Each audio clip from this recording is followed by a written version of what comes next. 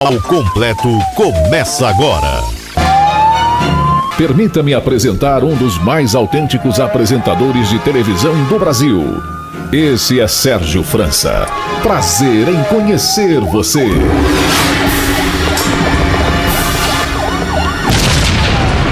Muito bom dia, estamos começando mais uma edição do Broncas da Cidade, agradecendo aos estados do Pará, muito obrigado ao Pará, muito obrigado ao Mato Grosso, muito obrigado a Goiás, muito obrigado ao Tocantins e às mais de 110 emissoras espalhadas pelo Brasil.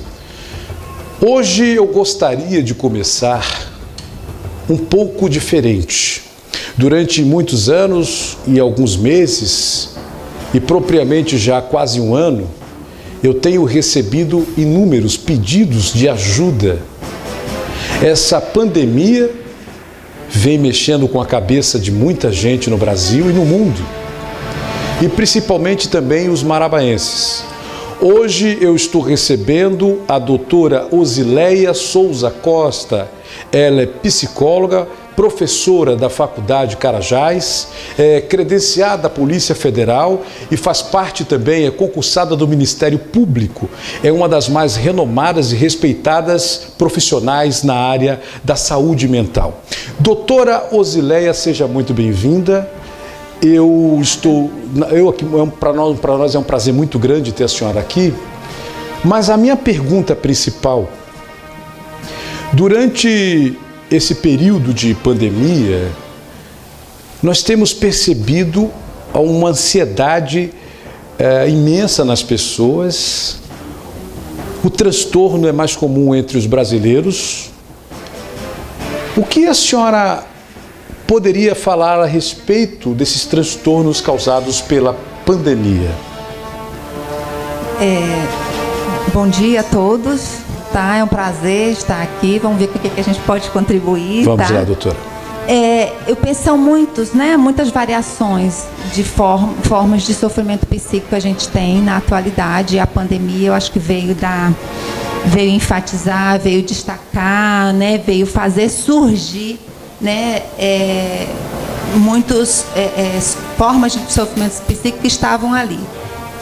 A ansiedade, claro que a gente está dentro de casa. Eu penso que o isolamento social ele tem sido visto pelas pessoas como uma privação, né? A gente se sente privado de vários direitos, né? De sair, de encontrar com amigos, de fazer o que quer a qualquer momento. Esse sentimento de privação não ajuda, porque na verdade a gente está num contexto, numa situação coletiva e a gente precisa se ajudar, né? Em relação aos conflitos, né, que vêm surgindo, que vem ocorrendo no âmbito familiar, eu queria destacar a violência, né, especificamente a violência contra a mulher e a violência envolvendo crianças e adolescentes. Que inclusive no Pará, não lhe atrapalhando, me perdoe, 40% nesse período de aumentos de casos de feminicídio, assustadoramente, já é no Pará. No Brasil, é um dos maiores números de agressão, inclusive fatal contra a mulher, e o Pará se destaca, embora as autoridades, nós sabemos que todas as autoridades, Ministério Público, delegacias da mulher, estão agindo com rigor à justiça, mas assim ainda os números são altos, né, doutora? Isso aí. Agora, eu queria lembrar um aspecto importante, que assim, em relação ao que acontece no âmbito familiar, eu penso que a pandemia ela não criou os conflitos. Vamos pensar que as famílias elas estavam distanciadas, o cotidiano da gente afastou. Às vezes você tem um casal, relação entre marido e mulher, ou os pais com os filhos, em que isso tem ali um conflito latente, mas na medida em que todo mundo foi obrigado a conviver, a voltar por lá e se dar conta disso, aí faz surgir, aí isso aparece como maior. A gente não tem tolerância. Então, aquilo que funcionava antes como uma válvula de escape, né? O marido saía do trabalho e poderia encontrar com os amigos, tem a cervejinha, a mulher tinha um trabalho, né? Algumas iam para as compras, ou você tinha o trabalho, tinha que sair de casa todo o tempo, se ocupar com o trabalho, se ocupar com o estudo, tudo isso acabou. Então, a gente vai ter que encarar um ao outro dentro de casa, doutora, né? O que se percebe também é um desajuste familiar, porque todo mundo sente prazer em estar com o pai, com a mãe, com o filho, né, num momento como esse principalmente, mas nem todo mundo como a senhora agora fez uma observação, mas infelizmente, quando é necessário estarmos todos juntos, ali começa a vir a diversidade, a falta de carinho, de compreendimento entre os outros, e ali já começa toda a desavença, a violência. Porque a família é um espaço de conflito também, né? Essa coisa de só harmonia, de só amor, de felicidade, não é bem assim. Sim. Na família a gente surge como pessoa, e surge nossos defeitos, é com quem a gente se embate desde pequenininho, né? São as pessoas que conhecem as nossas mazelas. Então, a gente vai lidando com isso, aquele conflito fica ali latente. Na hora que você tem que conviver, que está com isso todo dia, ainda mais atravessado pelo contexto da dúvida, da indecisão que todo o Covid veio trazer, né? A gente não sabe se vai estar vivo, se vai pegar, se não vai. Essa incerteza gera, inclusive, um conflito na mente de muita gente, não é? Sim. Muita gente acaba, inclusive, passando da ansiedade para a depressão, né, doutora? Que incrível, né? E eu queria que a senhora, nesse momento, eu até pulei aqui a pauta, falasse para muita gente, porque eu costumo dizer aqui, mas eu não sou o habilitado para isso, e a senhora sim, tem muita gente que se alvora de curador das mentes. Quando você vê uma pessoa doente de depressão, aí diz, é falta de Deus, vá orar na igreja. Eu disse, acaba com isso, deixa aqui um psicólogo, um psiquiatra, trate do problema, porque depressão não é falta de Deus, né, doutora? É doença. Depressão é uma doença, né? Que precisa, o tratamento não é uma via só, você tem um recurso medicamentoso, mas você tem a escuta, é um tratamento multidisciplinar, né? No que cabe ao psicólogo, assim, o principal instrumento nosso do psicólogo, eu costumo dizer que são os nossos ouvidos. Sim, né? Sim. É a escuta e a intervenção. Então, a gente escuta para poder compreender, né? E a partir do que é possível, dos recursos que o sujeito tem, construir uma saída para o sofrimento, né? Então, é preciso, por exemplo, nos consultórios agora, eu atendo clínica também, o tema Covid virou o assunto das sessões. As pessoas estão falando muito disso. Então, a Covid acabou praticamente com as famílias no Brasil, do mundo, né? Eu acho que a gente precisa ver também uma possibilidade de saída, né? Diante disso. Sim. Vamos pensar, a gente é criativo, né? O que eu posso produzir que não atravessou, que está além daquela rotina. Às vezes a gente se habitua com maus hábitos, né?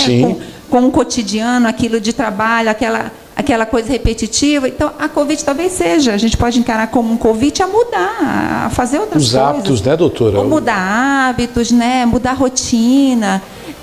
Acho que a gente também tem que se dispor.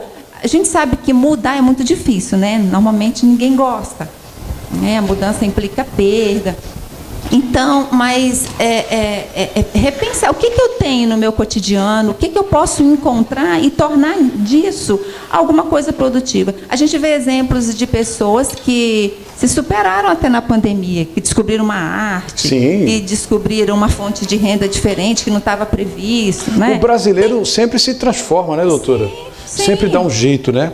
Então, acho que é possível não pensar assim, só que isso destruiu, mas talvez a partir dessa perda é possível construir uma outra coisa.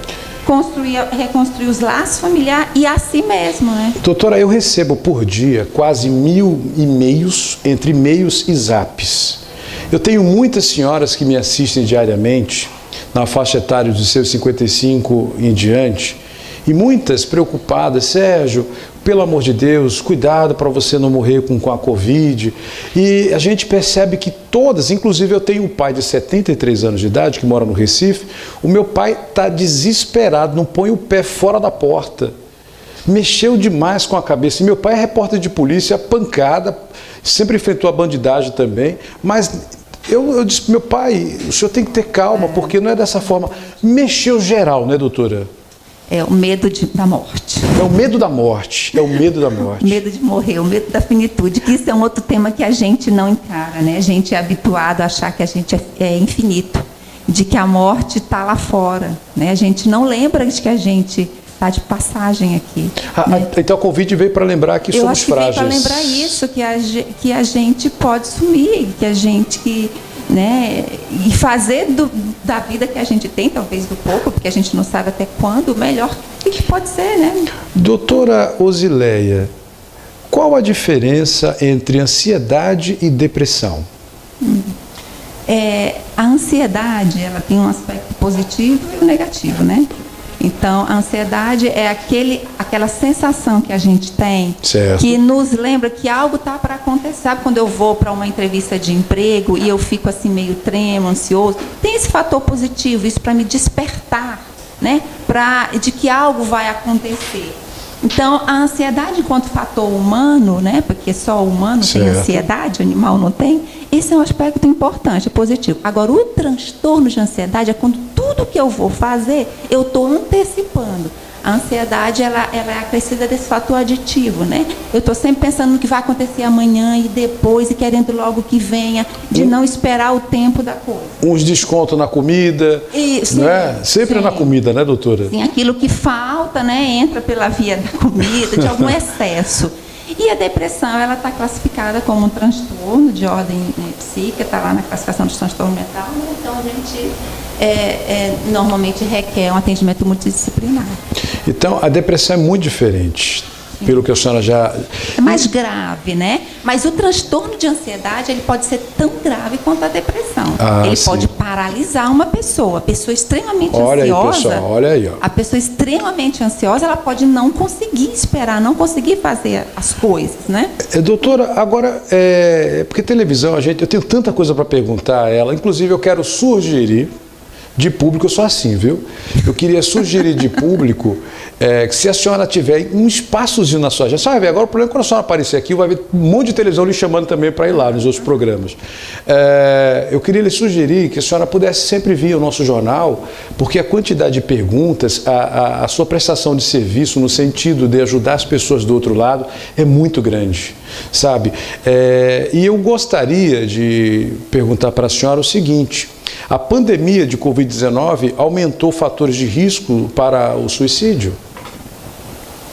Eu não tenho dados sobre isso, né? O suicídio, ele é tema, né, de estudo além da pandemia. Certo. Eu não sei te informar se aumentou, não vi.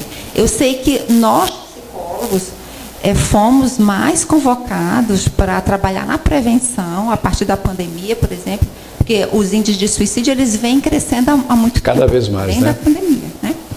Então, a gente tem resoluções, a gente tem do nosso conselho convocações para atuar em frentes, até desenvolver trabalhos voluntários, coletivos, no sentido de evitar isso, junto, inclusive, aos jovens, né? Na pandemia, uma resolução que a gente tem de fazer atendimento online, isso foi dado mais abertura, né? Eu não vi, até estava conversando com um colega que trabalha diretamente na saúde mental, se a gente tem dados, se o conselho tem. Não tem, a gente não tem ainda registro. O que a gente sente no dia a dia Sim. é que a pandemia trouxe essa nova modalidade de viver, de organização familiar, exigindo da gente uma disciplina, um equilíbrio que a gente naturalmente às vezes não tinha, né? E se isso resulta em suicídio ou não, a gente precisaria ainda ter mais dados para dizer disso, né? Estudar mais. Observar mais. Doutora, esse é o seu telefone de contato? As pessoas podem procurar a senhora através desse telefone aqui? Sim. Bom, quem que tiver interesse em... Gente, depressão não é coisa para se tratar com igreja, ou simplesmente em casa, ou com o conselho de um, ou o conselho de outro. A depressão, ela mexe com a cabeça, com o corpo, com a alma, ela tira você da sua rotina, também a ansiedade. Então, se você tem problemas, procure um profissional da saúde. A doutora não veio aqui fazer propaganda dela.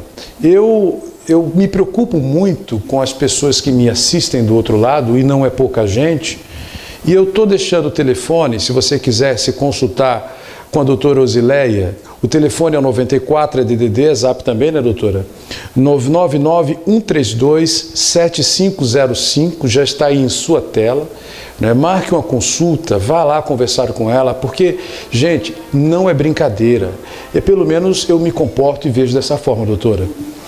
Tem um hábito familiar, um hábito assim, cultural, que é de quando uma pessoa está muito triste, está assim, que pode ser um quadro de depressão. É bom, inclusive, a gente lembrar que tristeza não é depressão, né? Às vezes a gente está muito triste e a situação do Covid tem deixado muita gente triste, e nem sempre é depressão. Lembrar isso. A tristeza, é bom a tristeza ela é passageira e a gente consegue identificar o que? Eu estou triste por causa de alguma coisa. Aí é diferente. É diferente. A depressão, normalmente, do jeito que tem um rebaixamento do humor que você não identifica por quê. Às vezes até como uma pessoa dizer, não sei, está tudo bem, mas eu não estou me sentindo bem, eu não estou à vontade, eu não tenho ânimo, né? Então, esse é um fator que pode ajudar a gente a diferenciar. E tem um hábito que não é legal, é quando a pessoa está num quadro assim, você dizer, levanta daí, você tem tudo na vida, sua vida é legal, não fica assim, se leva. Isso não ajuda o sujeito que está com depressão, porque ele vai se sentir culpado. Ele vai até dizer assim, nossa, mas eu tenho tudo na vida, eu estou tão bem e não consigo ficar bem, me sentir bem. Né? É importante isso que a senhora está falando, muito importante. Então, assim, não tente mudar, dizer coisas que vão mudar o estado do sujeito. Eu penso que o acolhimento nessa hora e ouvir, a pessoa tem que falar, né?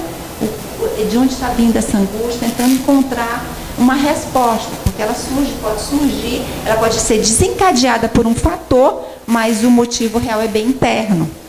Então, o certo é procurar a ajuda de um profissional. Sim, de preferência.